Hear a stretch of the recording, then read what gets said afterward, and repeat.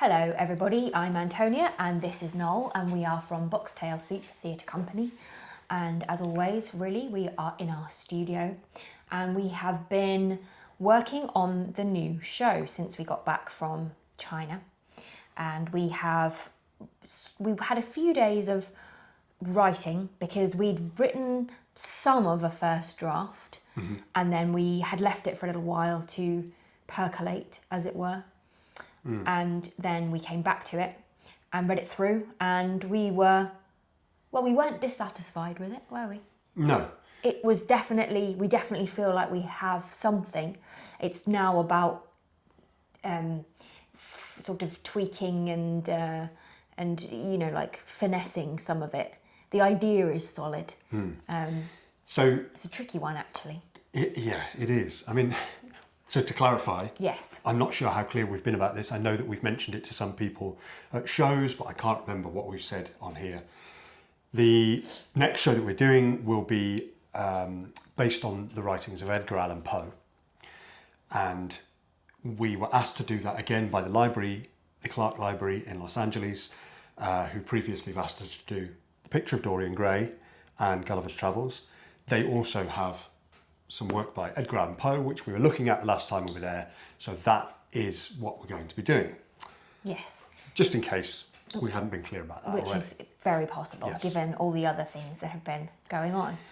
So as you can imagine, if you know Poe's writing at all, what we've decided to do is to bring in a few of the stories. We thought that was the best way to approach it. And as you were just saying, that means that it is quite tricky. I mean, I feel like we end up saying that about everything that we work on, but they all have their own challenges in their own different ways. Obviously, if you're working on a story where you're, let's say, something like The Picture of Dorian Gray, there's already a very strong narrative there. There's already some fantastic dialogue, so you can kind of pull those things out, and the challenge is very different from taking something like Poe, where there's a lot of beautiful prose, but maybe not so much dialogue, and some of the stories are dealing with some pretty crazy ideas. So to pull those together and make them into something that will work on stage is a different challenge altogether. We think it's probably it's interesting now because obviously we've done a lot of shows, and therefore it helps, of course it does, with the experience that you've had with each of them. And I feel like for this one we've all been saying that it feels a little bit like when we were doing Gulliver, in this sort of episodic way that tale works. It feels a bit like that. It feels a bit like the Grimm's tales. It feels, even though they are ghost stories, it actually feels less like the M.R. James, the Casting the Runes that we did, because that had more of a beginning, middle and end style narrative. And although we had to expand that story and add other James stories into it, it wasn't quite the same thing. Poe's stories seem to have this sort of wonderful build to a climactic moment, and then that's how they work. They're not quite so, I don't think they follow quite such a sort of standard beginning, development of an idea, and then conclusion of the thing. No, and the interesting thing about it, as we've been saying while we've been writing it, is you have to keep reminding yourself that although that's very much true, and you sort of look at some of these stories now and think, oh well, this is a very recognizable trope, or it's a very it's something that's kind of very commonly done in this genre. You have to keep reminding yourself that that's because of Poe. He started it, that's because of him and other contemporaries around the same kind of time, but they were the originators of these tropes and these particular things that we're so used to now.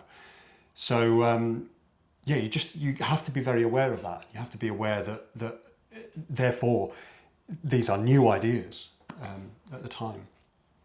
Anyway, it's been very interesting, and we added to the draft that we had. So we would still very much say it's a work in progress, and one that we will be needing a good solid week of playing with ideas for it to firm up the narrative. We feel like very much it's one of those where, much like Gulliver, where we need to get lots of bits into the studio and have a play and see what pictures we can make and that sort of thing in order to help us finalise exactly how it's going to work as a whole. And also exactly how you frame those stories together, how you Yeah, that's what I mean. you know, what you use to hold them all together. Exactly. So other than that, we've also been working on the design for the show. So we picked up this book when we were in LA on campus. There was this just sort of a tabletop book stall, and it has these really lovely illustrations in it. I've been looking at that as it's more inspiration for atmosphere, I find, with this sort of thing. They're actually some of them are quite modern in a way, but it's lovely. But they are very atmospheric. Yeah, it smells like old books. So that's been one of the things we've been looking at. And then, as always, we've done the sort of sketch up anything you can think of sort of thing. So we always seem to have one particular image, don't we, in our heads? As in, like, Runes, the door. Gulliver, it was the giant sort of anchor thing. Mm-hmm. This, again, much like the Time of the Screw, weirdly, it was sort of windows, but in a kind of, I described it to you like a magician's tower room, sort of this slightly Gothic shaped windows with a window seat that then can be kind of moved around and configured in different ways. And fabric was something else we talked about a lot, like things that are veiled, because that's always spooky if you see something that's veiled and you're like, oh, what's going to be underneath that? So as always, we'll take a couple of photographs of some of these, but we were just sketching up a few ideas here. And you try and go away from the thing you've been drawing lots of. Try and have other ideas. With something else. Take out the seat, make everything look wonky. Mm-hmm. I don't know, all sorts of stuff in here. And then how you might use the different bits. Then I started to try and put a bit of. Try and think about what luggage, if we've got any luggage, what luggage there might be there. Have a little play with some colour. This was very much sort of just having a go at what if you veiled things and what colours would be good for those. So we've had a lot of just scribbling time and actually quite a few long walks where we discuss our ideas, because so often it's just helpful to get out into the fresh air and then go through the things that have been churning around in your head and the images that you have. And yeah, absolutely. We've started building a set model, which has a slightly different impact. Once we've got an idea that we would like to play with physically, then it's quite helpful to see it on a scale in 3 dimensions, because obviously then you can get a sense of how tall those pieces of set need to be, what actual size you want them to be, and even silly things like I think we had 3 or 4 versions of how pointy and how curved the top of the window should be, when it kind of made it look like one thing or another, or we felt that it was just, sort of a Goldilocks situation where you went, that's just right. Absolutely. And then also once you've got the model, we can start really understanding what we might want it to do. Whether the windows are one complete thing or whether they get split in half because we want to be able to split them, or whether they've got something that pulls out, or whether the window seat is permanently attached or whether that can come away.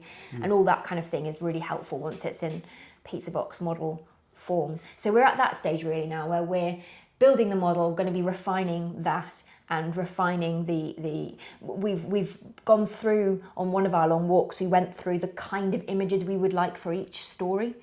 And so we'll then try and draw up some of those images, because that's really helpful for finalising exactly what the set needs to be capable of. So that's where we are for now.